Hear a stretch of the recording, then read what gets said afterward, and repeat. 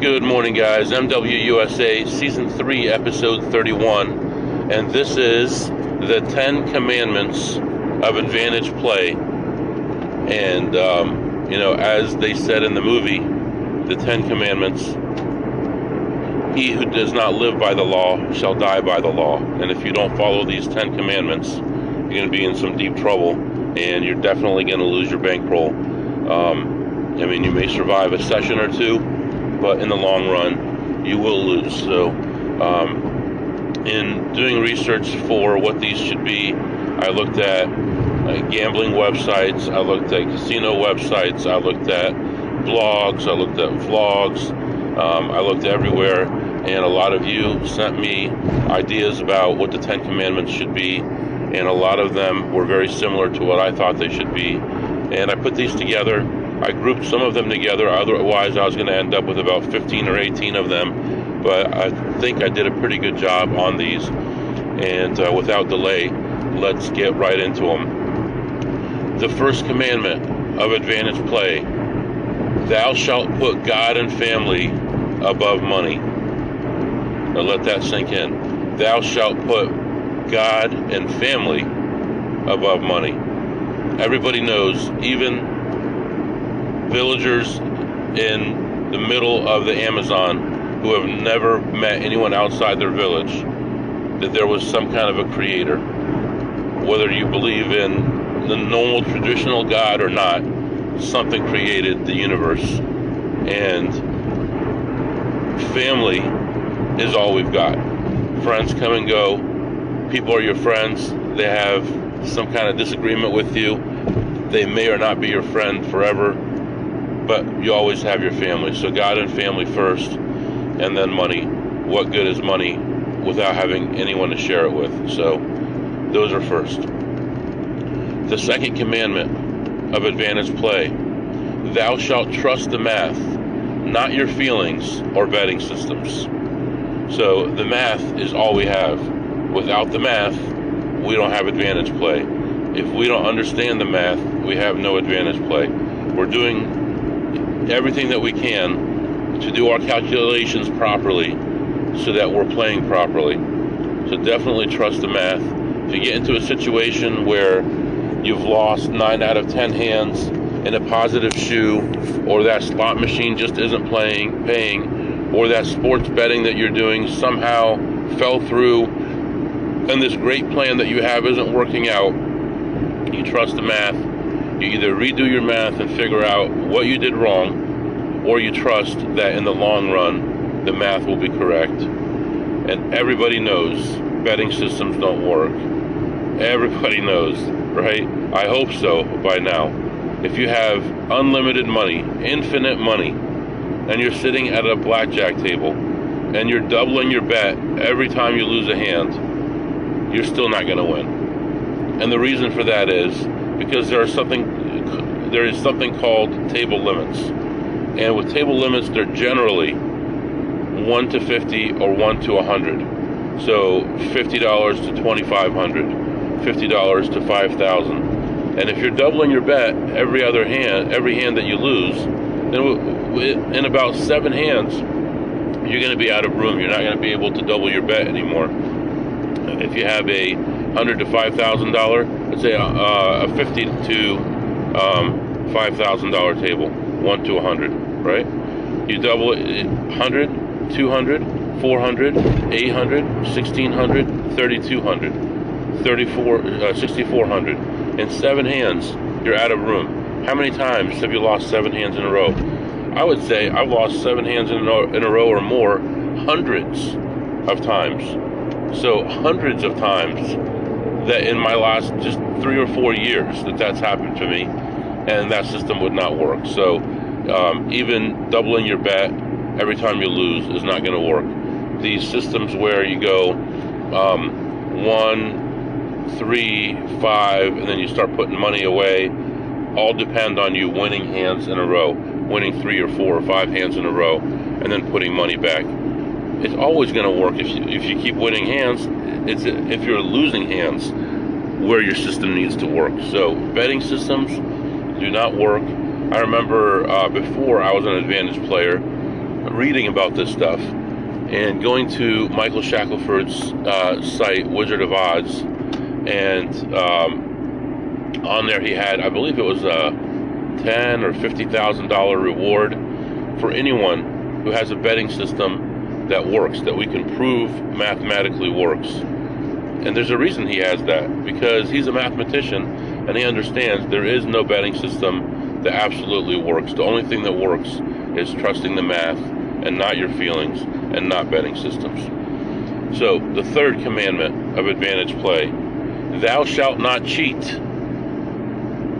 So how important is money to you if you don't have your freedom? What good is money to you if you don't have your freedom? Right? So we have to have our freedom, and even if we weren't going to go to jail, even if we didn't get caught, there is a higher power, and we do have morality, and we do understand that cheating is not right and it's not fair. Now, there are some forms of advantage play, like hole carding, which some people might say is cheating, but it's been ruled by the courts that it's not cheating. That anything that you see at the table, any kind of information that you can glean at the table normally without using the aid of devices or mirrors or cameras or anything like that, is fair. Now, if you had a friend standing 10 feet behind the table at third base and he could see the hole card and he's signaling back to you, yes, that would be cheating, and that is not allowed, and we're not going to do it, because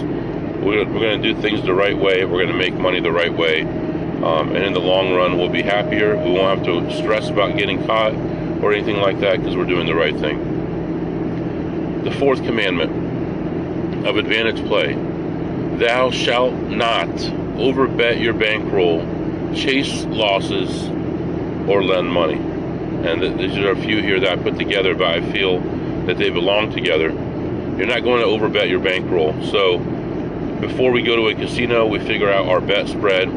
Before we play a slot machine, we figure out how much money it's going to take.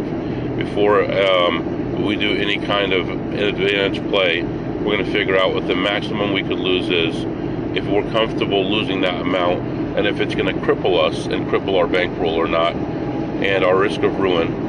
And then we're going to decide, yes, this is a play for me, or no, this is not a play for me, based on that information. So we're not going to overbet our bankroll. We're going to make sure that our risk of ruin is where we need it to be, which hopefully is way below 1% or close to 0% if possible. We're going to not chase our losses. We're not going to all of a sudden double or triple our betting and still use counting systems or still use advantage play, thinking that we're going to get the money back, because although it may be in your favor to use counting systems or other advantage play methods, if you keep raising your bets beyond what you're comfortable with, you could lose your bankroll, and then you'd have to start over or not be able to play at all. So we're not going to chase our losses. And next, we're not going to lend money, because what happens when you lend money? There's only a couple things that could happen. The first thing is the person pays you back and you got nothing. You're back where you started. That's your best case scenario. Your worst case scenario is they don't pay you back and you never see them again. But actually, that's not really the worst case scenario, because they could not pay you back and you see them all the time and you're always stressing about it and always chasing them and always worried about if you're going to get your money back and what they're going to think, and if you're going after them too hard, if you're going to lose a friendship and all that. I tell people up front, I don't lend money. And in fact, the casino I'm going to right now, there's a guy that I know very well, and he asks me for money all the time. And he gives me advice about slot machines that are ready, and they're in this corner, and I'm sitting there waiting for you. And I won't give him a loan. I won't let him borrow money. I will just give him money. So I'll say, here's a 20. It's yours. I don't care if it wins or loses. I know you don't want money for the slot machine, but I'm giving it to you as a friend. Here's some free money. I don't want it back. And then my mind is at ease. My mind is at rest. And I don't have to stress about if he's going to return the money to me, or if our relationship is going to change because of a few dollars that don't even matter in the long run. All right, so the next commandment is, thou shalt do your research before investing your bankroll. And that goes a little bit with trusting the math, but it's not just that. It's what pit boss is working. What new facial recognition do they have? What kind of contests are going on right now? All kinds of things like that. You need to have as much complete information as possible before you go into a casino. What's the other guy at the other table playing? Is he playing 500 to 50,000? Is he playing 1,000 to 10,000? Well, then I can change my bet spread if I'm comfortable with it, and I could bet more. Are there 9 pit bosses all of a sudden in the pit, and they're checking out a guy at the table? I don't want to sit at that table. I don't want to sit in that pit, most likely. So we have to understand what's going on around us and do our research. Know the casinos we're going into. Work with others who know more than you to understand the situation if you need to before you go into it. Research the math, research the game, know how many spins it's going to take, know how many hours you could play without getting caught, know how many dollars you can win without them reviewing the tape, know how many dollars in the long run you can win without them reviewing you. Know all this information before you go in. Do your research before you invest your bankroll. It is so important. I can't stress enough how important it is. And you can do a lot of this research at home. You don't have to go to the casino necessarily to do everything, but you can go online, read about casinos, go onto forums, talk to other people, and then you can go in, walk around the casino before you play, and understand the full situation that you're getting yourself into before you get yourself into that spot. So definitely do your research. The next one, the 6th commandment of advantage play. Thou shalt always look for new opportunities or games that can be exploited to make money. So it's not just necessarily casino games that we're talking about here. It could be a credit card. It could be a point system. It could be Chipotle. I mean, it could be anything. A while back I talked about an exploit with Chipotle that I found, that you could get double burritos, double bonuses, and it's never been filled. The exploit has never been filled in. But I don't do it because I figured after it happened to me one time by accident that I didn't think it was fair. I didn't think it was honest, and I decided not to do it anymore, and I've never done it after that. But our goal is to continually do research. So sometimes I'll go into a casino and discover that there's no games. That's happened dozens of times to me, especially when I was touring like some Indian casinos and stuff. But I still took my time while I was in there, and I looked at their table games if they had any. I looked at their point system. I grabbed their paperwork. I looked at little things, maybe not the point system at the Indian casinos I went to, but you just try to look at other things and see where there are opportunities. Opportunity could be something as small as free coffee, free soda, free Red Bulls. It could be free sandwiches in the poker room, even if you're just waiting for a table. And if you remember me talking about my friend Bo, who died last year, he knew that at this one casino that they had free sandwiches in the poker room, and they had a refrigerator, they had free sandwiches, free drinks, and even if you're waiting for a table, you're allowed to go there. So he would go, put himself on the longest list that there was, go to the refrigerator, get a sandwich, get a drink, hang out, talk to some people there, and then pretend he ran out of time and he would leave. Is that borderline dishonest? It's up to him and his morals, but do your research and look for opportunities. And it could be something as small, like I said, as a coffee. It could be something huge, like there's a drawing at 3 a.m. It's 24-hour-a-day drawing every 2 hours, and there's going to be one at 3 a.m. and there's no one in the casino at 3 a.m. So I'm going to take all my slips and put them in the 3 a.m. bin, and I'm going to be one of the only people in there, and I'm going to get that $1,000 because I'm one of the only people in there.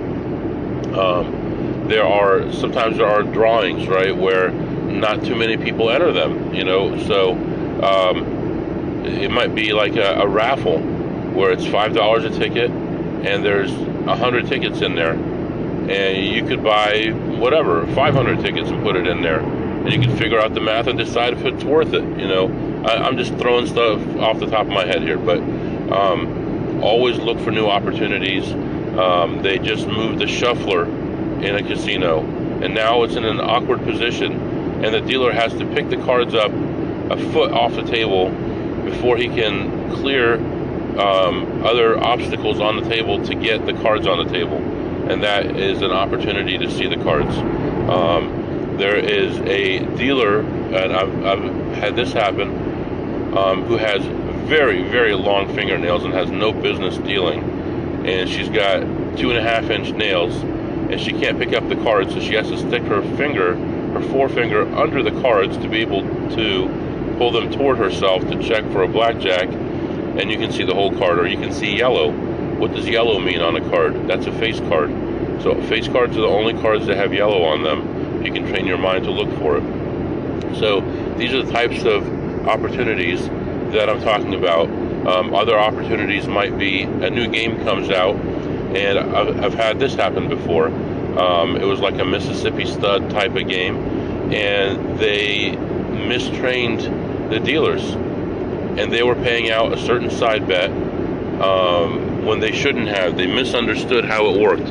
They paid it out on the whole hand instead of a partial hand or something like that, and there were people who were paying other people for a seat so they could sit at this table morning till night and exploit this and make money all day and night until the casino figured out, hey, what the heck's going on? This new game is supposed to have a 5% advantage, and we lost 20% the last 5 days in a row. And they figured it out, and they closed that loophole. Other times they may have the payouts wrong on the table. And actually there's one right now at a casino that I saw that technically the payout on the table is written incorrectly, and it implies that pretty much almost every hand could win 1-to-1 on your money, but obviously it's not worth pushing it because they're going to discover it right away if you push it hard, and that's good. It's not going to work. So you want to take a stand where you have to, but you also want to not do it sometimes because it's going to bring too much attention, or it's going to be obvious what they meant even though it's written wrong and the rules are written wrong on the table, and you might not get paid out one time. So understand all those different things. There might be a 2-to-1 blackjack pays 2-to-1 for the first day at a casino, and you can flat bet table limit or whatever. So, or even still use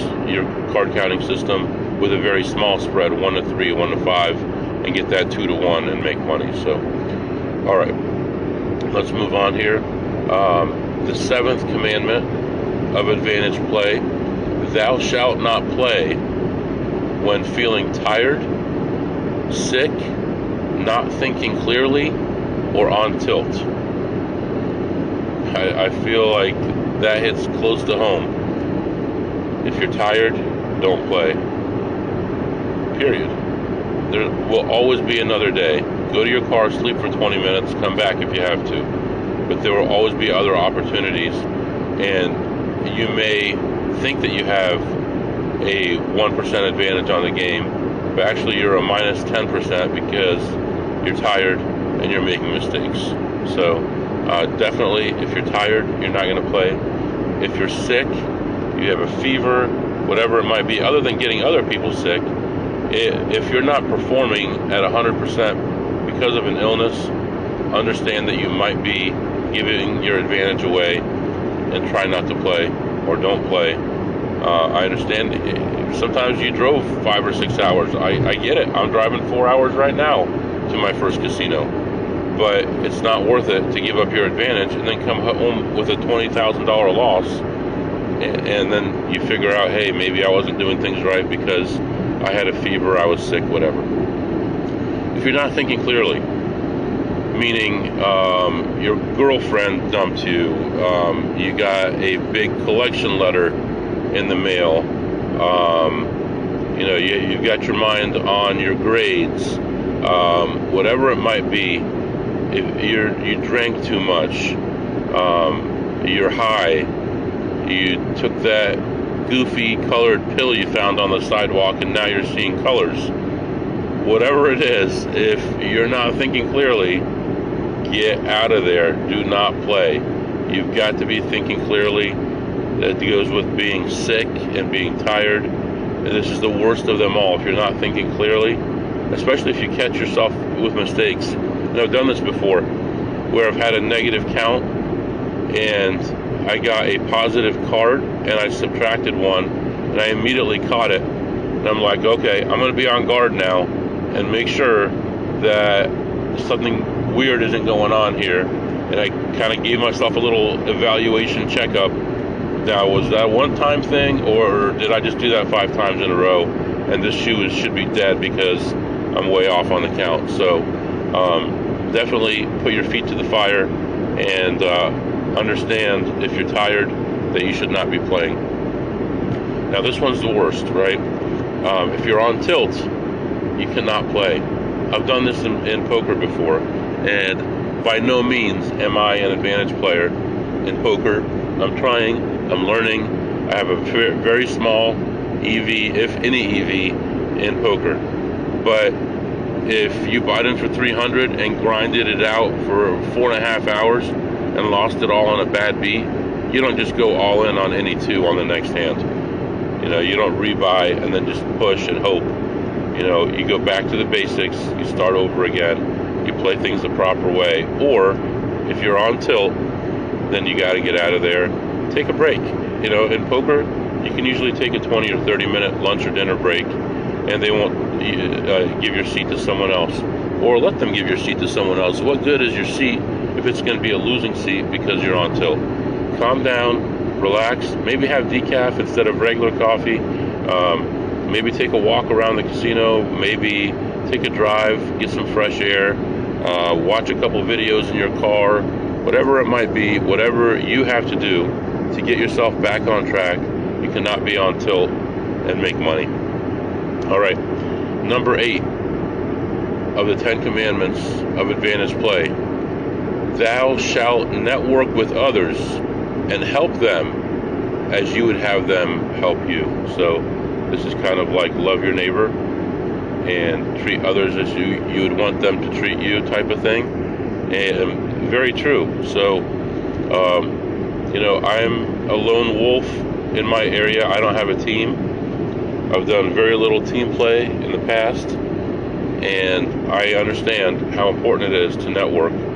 I have a group of friends, and I text them often, and they text me often, and we communicate with each other, and we help each other, and we tell each other about changing conditions. And your network could be even a ploppy at a certain location, and they have information that's coming up, or they will tell you that, hey, these 4 guys won a bunch of money on slots. I don't know how, but they kicked them all out today. Okay, I might want to be on guard.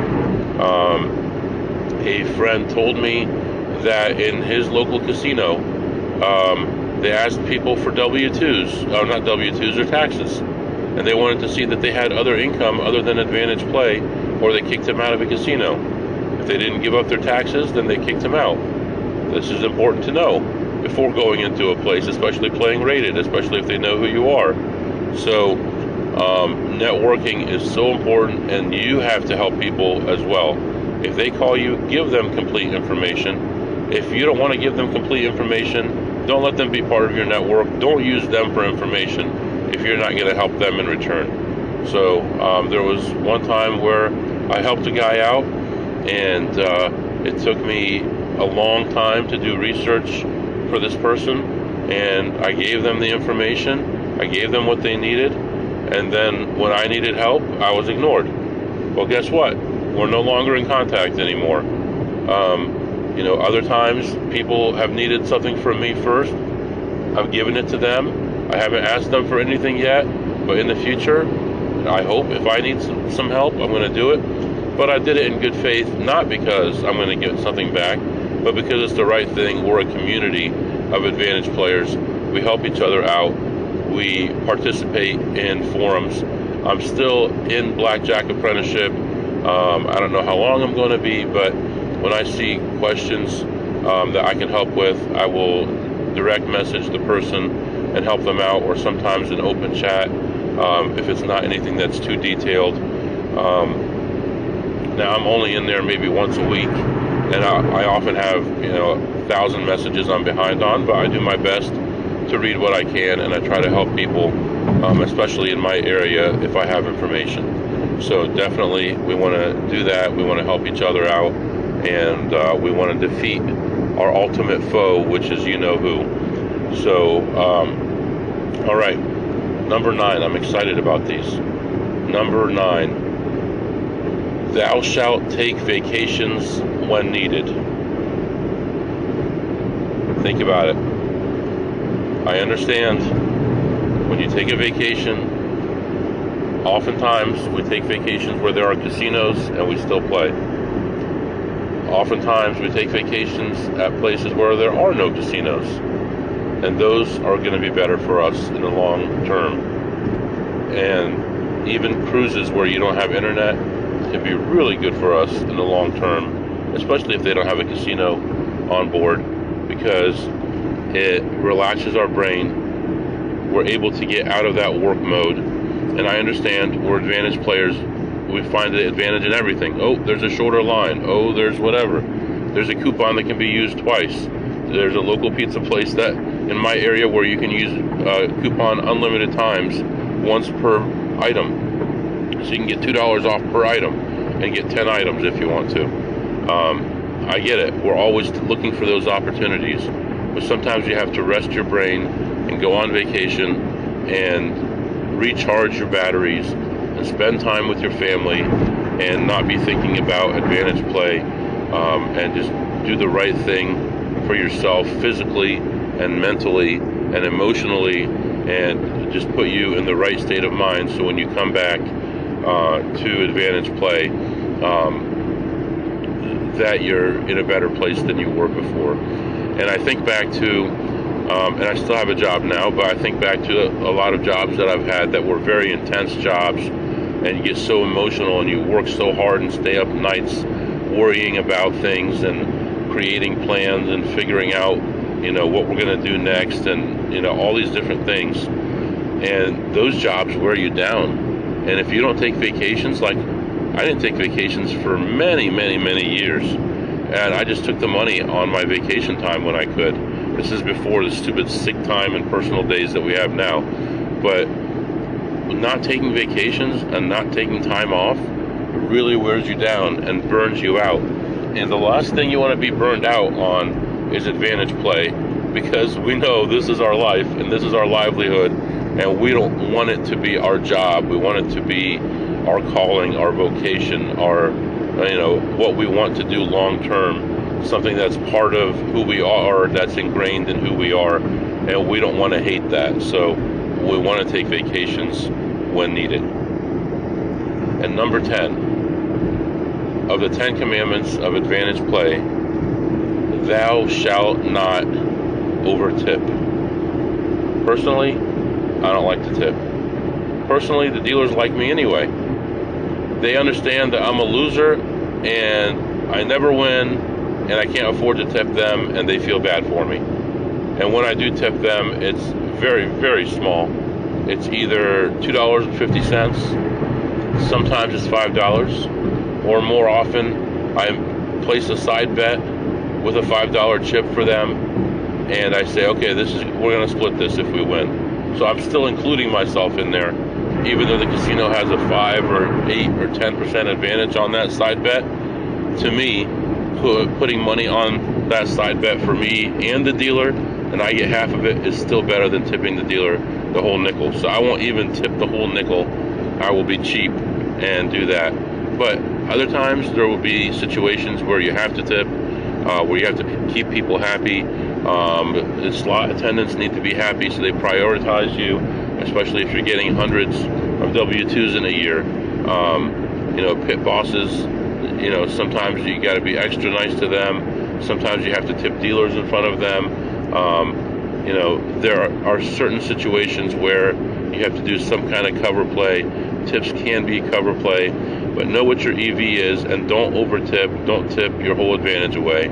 If you're betting, your max bet out there, you've got a $500 bet out there, and at that point you have a 2% advantage. Don't tip the dealer a quarter when you win the hand, because in the long run you're winning $10 on that hand, and you just tipped a quarter, and you're tipping your whole advantage away at max bet, and that will destroy you in the long run. If you tip a lot, keep track of your tips. I don't keep track of them because I can tell you right now it is February 7th, and I've probably tipped less than probably exposed less than $25 total or $30 total to betting. So I mean, there was one recently where I did put money on a side bet for the dealer, but half of that is mine. So I'd say under $30 already this year, and all of last year probably less than $200. Out of my $245,000 that I won last year, I probably tipped less than, well, you know what, I take that back.